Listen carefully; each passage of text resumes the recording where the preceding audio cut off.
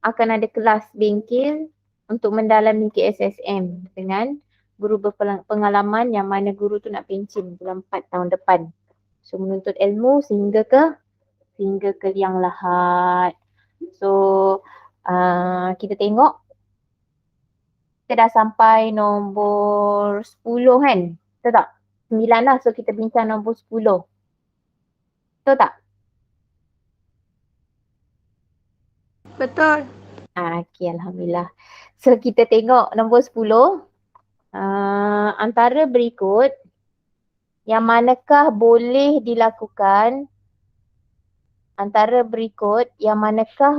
dilakukan untuk menangani isu pencemaran. Kejap Fahmi, tolong ayah tu Fahmi, bukakan gate Fahmi.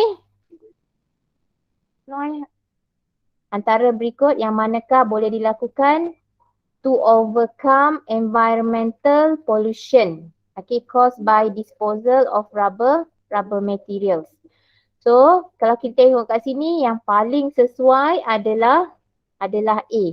Guna semula bahan buangan getah. Kenapa B tak sesuai? Kalau kita bakar bahan buangan getah, so dia akan release toxic gas. Okay. So kalau C tanam dalam tapak pelupusan, so kita akan menyebabkan terlalu banyak tapak pelupusan, tak cukup tapak pelupusan. Okay. Kalau D tambahkan sulfur, dia tidak memberi apa-apa, manfaat pun. Tak ada kaitan langsung pun. So yang lebih tepat adalah A. Saya rasa yang ni tak ada soalan berbangkit. Ada soalan tak? Untuk nombor 10? Ada soalan? Nombor 10? Tak ada. Okay. Seterusnya kita nak tengok tentang proses sintesis polimer. Okay. With two reactive functional group. Okay, which of the following is utilized to synthesis polymers from monomers with two reactive functional group? Apa itu sintesis polimer? Okay, untuk pengetahuan awak, kita tahu kalau daripada monomer jadi polimer. So, nama proses dia monomer menjadi polimer, nama proses dia adalah polymerization.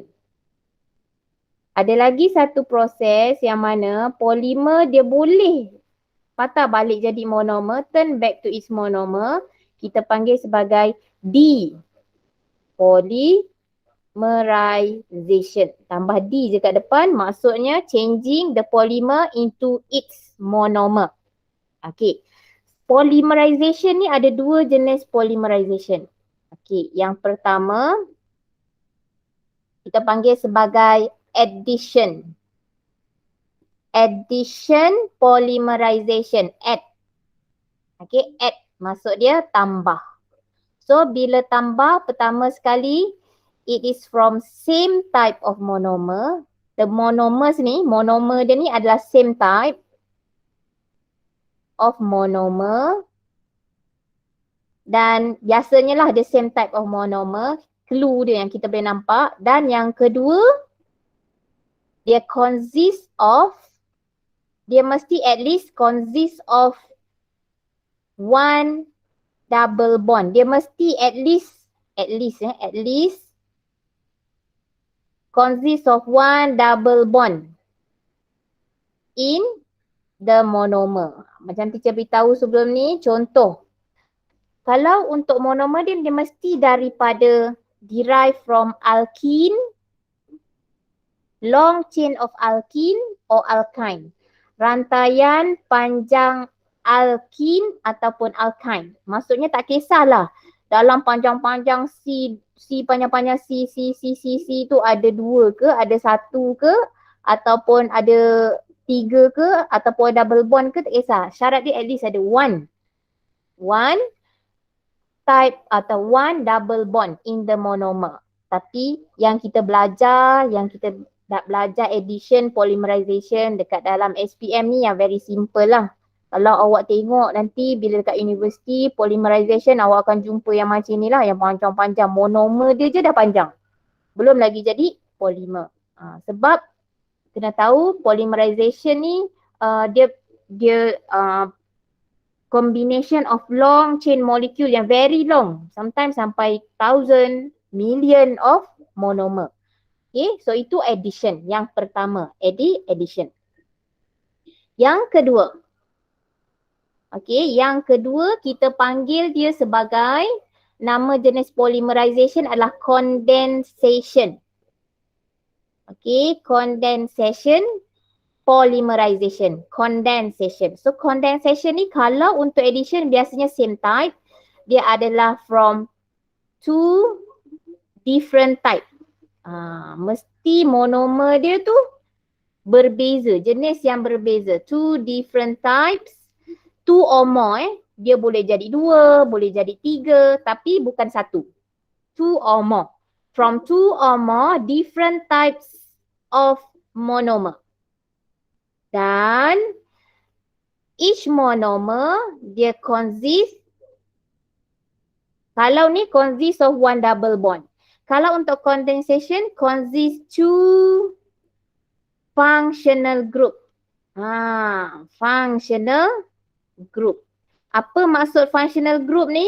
Maksud functional group kita belajar sebelum ni, contoh dia carboxylic acid, dia punya functional group hydroxyl group. Carboxyl group. Kalau hydroxyl adalah alkohol. Functional group ni contoh dia hydroxyl group. Contoh dia carboxylic group. Carboxyl group. Contoh dia carboxylate group. Dan ada amin group. Amin group tu kita tak belajar. Kita belajar functional group tu. Tapi yang awak kena tahu, kalau condensation involve the monomer mesti ada two functional group at least. Yelah sebab dia punya monomer pun dia dah beritahu. Mesti daripada two or more different types of monomer. Dia punya monomer ni contoh. Kalau untuk addition monomer dia A. So dia A ni, dalam A ni ada carbon double bond. So A dia akan macam tu A. Jadilah polimer. Daripada ini monomer jadi polimer. Ini untuk addition. Kalau untuk condensation, dia from two different types of monomer, different types. So dia daripada A dan B. Contoh, kita ambil yang paling ringkas. Dua saja, dua monomer. Yang mana A ni contoh dia ada COOH, dia ada carboxyl group. Functional group dia COOH carboxyl group. Dia acid carboxylic acid. Kalau B ni contoh tau, dia COH, dia alkohol. So dia akan combine, macam mana? Dia akan combine, dia akan jadi A. Ini adalah dua monomer. Dia bertindak balas yang mana nanti dia akan pisah kat sini macam nak buat ester lah. So yang ni akan jadi H jadi 2H, H2O. Dia akan menghasilkan air dan juga AB. Macam mana ni? AB, A dan seterusnya. Berapa bilangan AB ni ikut kat sini lah. Teacher tak tulis lah kat sini. Contohlah kalau awak dah pening, teacher buatlah betul-betul berapa. Contohlah kalau kat sini ada 6, 6A, 6B. So 1, 2, 3, 4, 5. Macam tu kat sini ini B. Tak boleh kat sini sebab ada kelas kod. So ini A. Dia jadi 6. 6A, 6B. Contoh dia macam tu. Ni sebenarnya dia straight lah ni. Sebab ruang tak cukup. So dan dia akan ada hasil lain iaitu 6 air. 6 H2O. Okey. 6 H2O. So ada soalan tak untuk condensation ni? Ada soalan tak untuk condensation ni? Ada soalan tak setakat ni untuk condensation? Tak ada. Okey, alhamdulillah. So ingat macam tu dua tu beza dia, dua tu je, jangan Dan lagi satu, jangan terlalu tengok buku rujukan tau. Sebenarnya buku rujukan tu dia memang kita rasa dia jelas, dia cerita banyak, tapi kita fokus kepada buku teks. If let's say we didn't understand the explanation dekat dalam textbook, kat buku teks rasa macam terlalu ringkas, tak membantu, so kita boleh rujuk sikit dekat buku rujukan luar. Tapi jangan terlalu tengok, sebab kadang-kadang buku rujukan tu dia punya maklumat dia terlalu banyak. Sedangkan yang hanya disoal adalah konten yang dalam textbook sahaja. So jangan risau. Contoh dia kalau awak tengok contoh polymer yang undergoes polymerization of condensation polymerization. Contoh polymer, example of polymer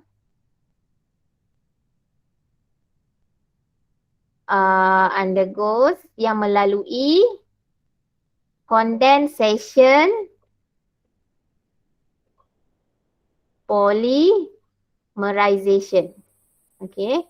So example polymer yang undergoes polymerization ni tengok dekat dalam textbook sahaja. Kalau tengok dekat dalam reference book, aduh macam-macam dia bubuh. Tak payah nak pening-pening. So awak kena ingat kalau untuk condensation polymerization, contoh dia macam nylon. Ni biasa kita dengar.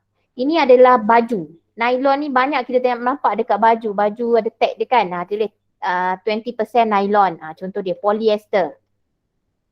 Pas ni kena biasakan macam mana teacher nak hafal nama-nama ni. So bila awak deal dengan kehidupan seharian awak tengok baju awak tag dia tu macam baju jersey. Baju jersey tu biasanya dia kebanyakannya daripada polimer. Baju jersey tu jersey bola jaring, baju jersey hoki. So tengok kat situ. Okay. Nylon, polyester dan yang awak jarang jumpa ni kita kata terylene. Terylene ni kind of polyester. Okay. Terylene, polyester, nylon dan juga polyamide. Ingat 4 ni je. Tengok, biasakan tengok. Nak hafal memang susah. Kalau awak rasa awak susah hafal, teacher pun lagi dah tua, susah nak hafal. So try. NPTP.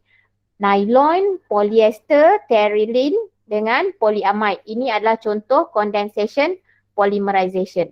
Okey, kalau untuk addition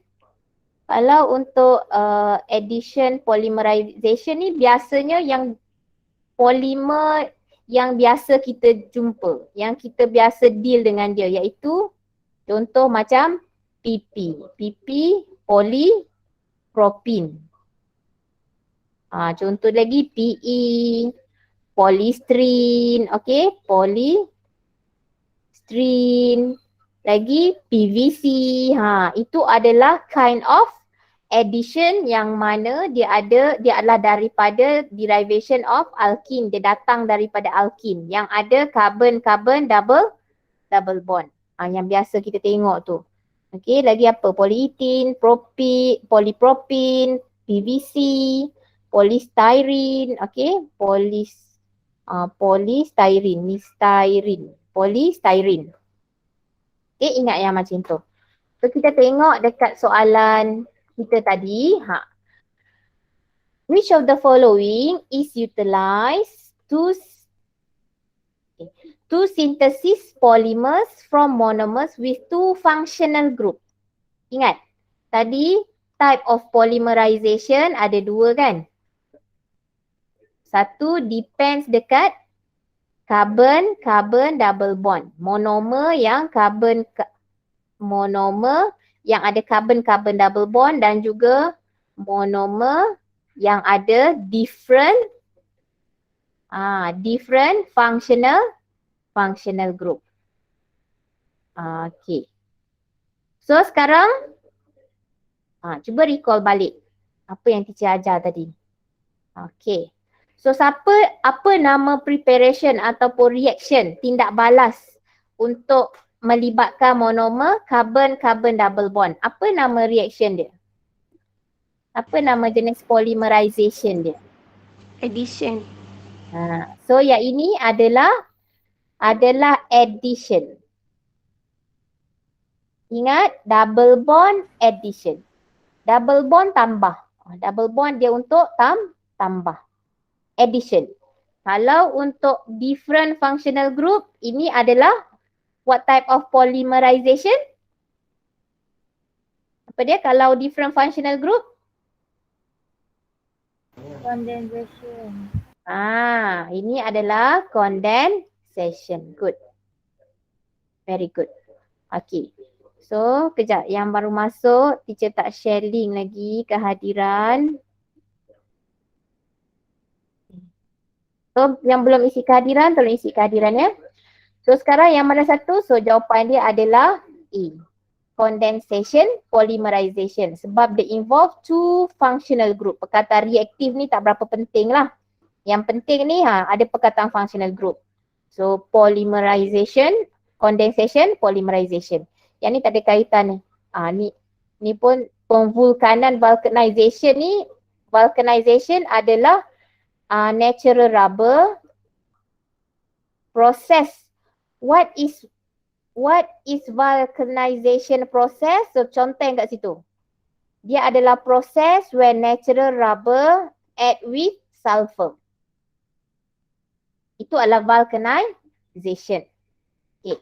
So kita tengok soalan seterusnya. Number 12. Which of the following true explain the coagulation of latex? So bila nak cerita pasal coagulation of latex, kena ingat step yang pertama, kena ingat negatif membrane of latex atau membrane protein membrane of rubber molecule is negative. Dia negative charge. Bila dia negative charge, dia repel. Point yang kedua, kita add coagulation tahu ni coagulation. Kalau coagulation, kita mesti add acid. So bila add acid, what happen? Neutralize. So dia akan neutralize the negative charge of the protein membrane. Ingat, protein membrane latex tu dia bercas negatif. So bila dia cas semua cas negatif, dia akan repel. Dia akan repel ni dia akan menolak. Dia menolak. Dia tak nak kawan. Sebab sama cas kan? Bila negatif sama-sama cas, dia akan menolak antara satu sama lain, repel. Kemudian kita tambahkan asid. Kena ingat asid ni dia adalah hydrogen ion, dia ada positive charge. So bila ada positive charge, dia akan neutralize negatif ni, lepas tu neutralize. Kemudian yang ketiga, dia akan collide. Teacher highlightkan dia punya keyword daripada keyword tu awak boleh explain, awak boleh kembangkan dia punya isi. So the protein membrane will collide one another. When the protein membrane collide one another, the protein membrane break. Pecah. Mula-mula dia dah neutralize. Bila dia dah neutralize, dia jalan-jalan, dia dah tak repel. Dia akan bertemu. Dia akan bersentuh. Kalau dia negative charge, repel ni dia not even touch the protein with protein membrane. Maksud dia bila negatif tak sempat jumpa. Dia dah ni. Dia dah bounce balik. Dia tak sempat sentuh. So sebabkan asid yang ada positive charge, dia neutralize, so automatic protein membrane sentuh. So sentuh pop, break, pecah. So bila pecah, the latex polymer molekul yang dekat dalam protein membrane tu ada polymer of rubber ataupun latex. So polymer ni bila dia dah break, dia dah pecah dia punya membrane. So this polymer will combine one another, semua combine, so dia akan jadi coagulate. So the molecule of polymer will coagulate. Sebab itulah we resulting the coagulation of latex. Ini keyword yang kena ingat. Negative, repel. Acid, neutralize, collide, break, combine, coagulate. So kita tengok yang mana satu yang betul, which is true. So rubber particles combine, which causes the coagulation of latex. Combine, which causes the coagulation of latex. Macam betul. Okay, ini betul. Hydrogen ions from the acid neutralize the negative charges of protein membrane. Yang ini pun hydrogen ion from the acid neutralize. Betul ni. Ni betul. Kejap kita tengok dulu C, hydroxide ion from the ammonia solution neutralize. Hydroxide ion. So salah. Hydroxide ion dia negatif. Kejap. Ni betul lah ni. Hydroxide ion dia neutralize the hydrogen ion from the lactic acid. Ini betul.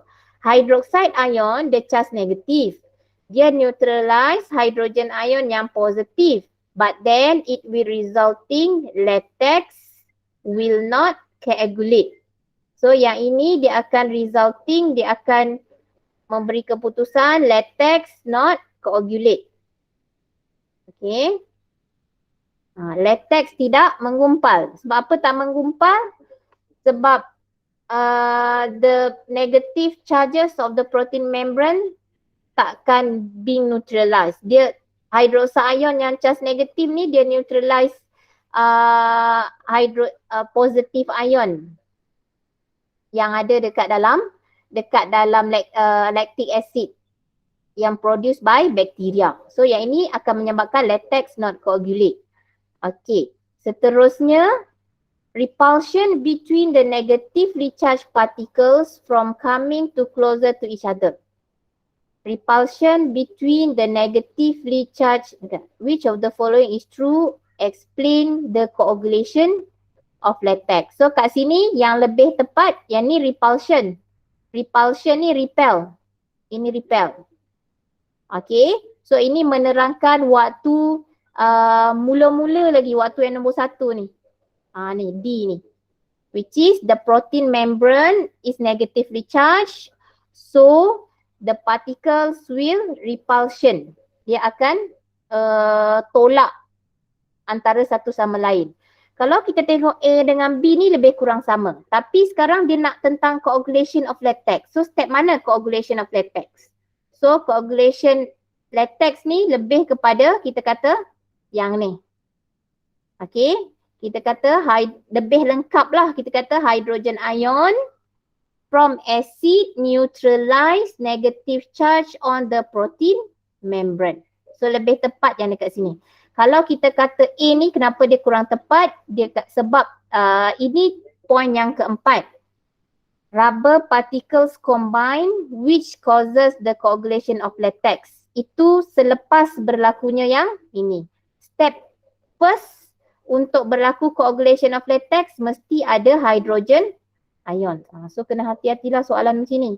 Dia ada soalan yang CP-CP, dua-dua betul. Kena pilih mana yang lebih tepat. Sebab the coagulation of latex starting from this point first.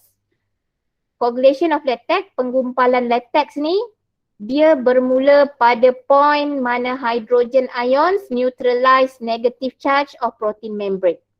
Dia berlaku di sini dulu. So jawapan lebih tepat adalah B.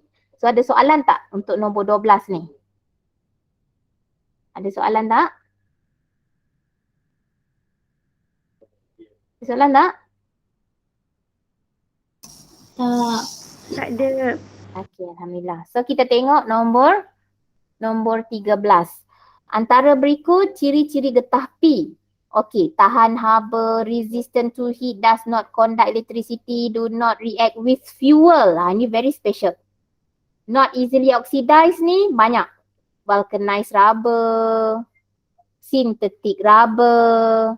Dia pun not easily oxidized. Okay, resistant to heat. Ini pun vulcanized rubber. Vulcanized rubber ni teacher buat VR dengan synthetic rubber SR. So kalau tahan haba, resistant to heat, vulcanized rubber pun sama, synthetic rubber pun sama. Does not conduct electricity, vulcanization rubber sama, synthetic rubber pun sama. Yang berbeza ini, do not react with fuel. So rujuk buku teks. Rujuk buku teks, ada satu jenis synthetic rubber yang digunakan dekat shell. Dekat shell. Lepas itu cara nak menghayati chemistry dalam kehidupan. Lepas ni itu teman mak. teman mak tak apa, nak teman pergi isi minyak. Mak duduk dalam kereta je, awak pergi bayar, awak pergi pump. Dekat hose reel tu, hose yang nak keluarkan petrol tu, yang nak hose dia tu, getah dia tu bukan getah sembarangan. Dia adalah getah neoprene. Ingat saya nak lukis macam mana imagine. So ini dia punya pemegang dia, ini dia punya hose dia, ni. Okey, jadi tak ni. Shell. Petronas. So hose dia ni. Ini dibuat daripada neoprene. Ataupun kadang-kadang seat belt, neoprene.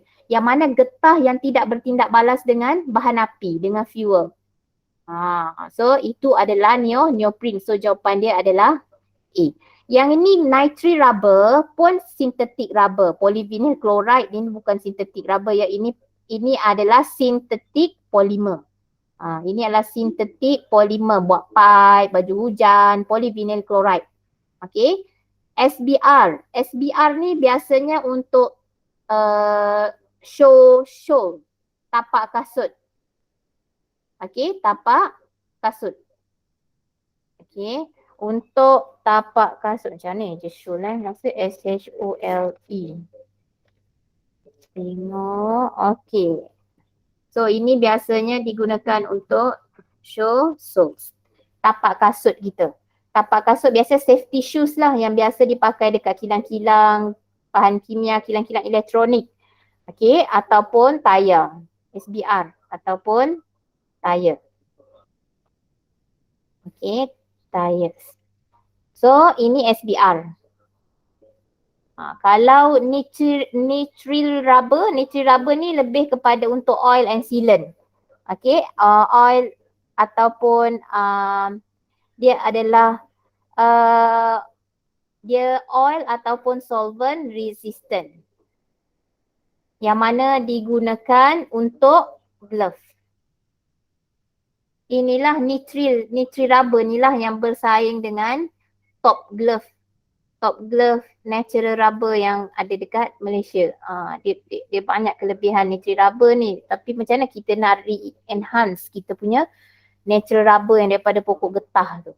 Okay, so kena ingat neoprene untuk hose dekat Petronas ataupun Shell. Kena ingat Petron semua tu. Okay, so kita tengok pula number 14. Which of the following is not made of synthetic rubber? Yang mana bukan daripada SR? So boleh beritahu teacher yang mana satu A, B, C? Is not made. Mana satu? B. C. Sekejap Is not made kan? Okay. So soalan ni silap Dia bukan is not made. Is made. Which of the following is made of synthetic rubber? So, kalau made of synthetic rubber, jawapan dia adalah tapak kasut. Shore soles, iaitu daripada SBR. Rubber band dengan plastic bag ni tak ada yang daripada sintetik. Tak ada daripada synthetic rubber. Yang kalau paling lekeh pun, paling cikai, paling sikit, paling orang kata paling simple untuk synthetic rubber pun glove, sarung tangan. Itu je. Yang lain semua barang-barang yang kita kata high profile lah. Okay, macam conveyor belt, petrol rubber hose tadi, untuk neoprene tadi kan. Tires, medical implants, cooking utensil, automotive components, sealants. Okay, sealant ni macam pelekat. Okay, so bag plastik dengan rubber band ni for sure lah. Dia diperbuat daripada natural rubber. Kalau nak kata is not pun not from natural rubber. Okay, so teacher harap tolong betulkan dekat dalam soalan awak nombor 14 tu. Okey, nombor 15, yang manakah polimer sintetik? Mana polimer sintetik? Mana polimer sintetik? Sintetik polimer. So, mana jawapan dia apa? PVC. PVC kemudian dengan Popin. Popin. So the answer is D. Okay, the answer is D. Okay, kita tengok number 16. Yang manakah which is following correctly links the polymer with the type of polymerization. Ingat type of polymerization teacher baru beritahu ada dua. Pertama apa dia tadi? Apa type of polymerization? Pertama? Addition. Okay, good. Yang kedua? Kedua apa dia? Condensation. Good, condensation. So contoh condensation, ingat biasa tuliskan, conteng kat kertas awak. Polyester, nylon, terylene, polyamide. Addition, yang biasa awak jumpa PP, polystyrene, PE, PVC, yang simple one. So kita tengok, polyester condensation, yes. Polyamide addition, no. Kalau polyamide adalah condensation. Cellulose, okay, cellulose adalah dekat dalam condensation, cellulose Dan PVC dia adalah addition. Ini addition. Okay, so jawapan dia A.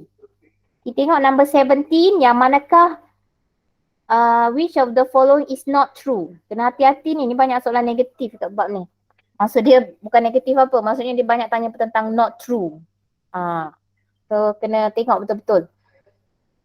The produced polymers are called condensation polymers. Betul lah, memang kalau condensation polymerization, kita panggil nama polimer dia sebagai condensation polymers.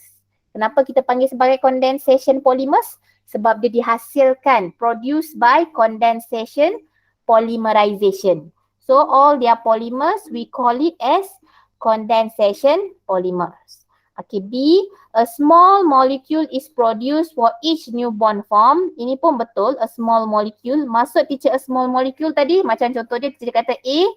Contoh ini panjang lah, ada C20, H42 contoh. Lepas tu ada COOH. Tambah dengan BOH. Maksudnya COOH dengan BOH ni adalah two different functional group. Two different functional group.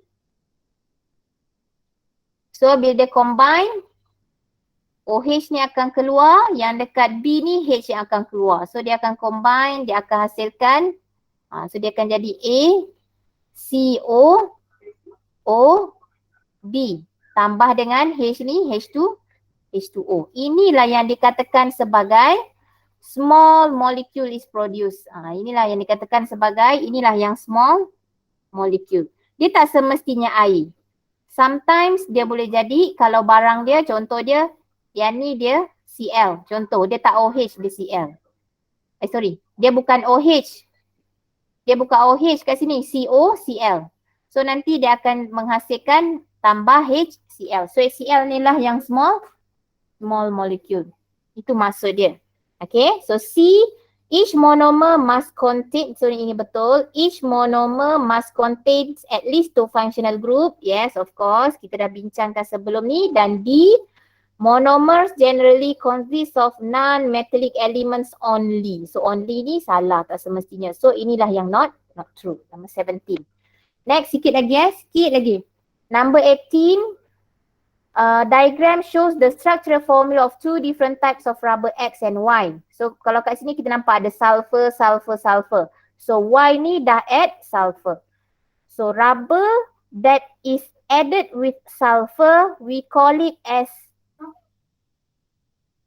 vulcanization ataupun vulcanized rubber. Ini adalah vulcanized rubber. Ini adalah kita panggil sebagai natural rubber. Okay, next kita tengok which of the following statement is true. So which of the following statement is true? Dia kata X natural rubber is more elastic than rubber X. adakah X more elastic? No. Yang more elastic, yes. Yang more elastic lah vulcanized rubber. X is easier to be oxidized. X, natural rubber easier. Yes. So B correct. X is more resistant. No. X is less resistant to heat. X should be less resistant. X has higher melting point and boiling point. Melting point. X higher. No. X is lower. Melting point then rubber white. So the answer is B. Last sekali, kita tengok nombor 19. Which of the following statement is true? Explain the rubber.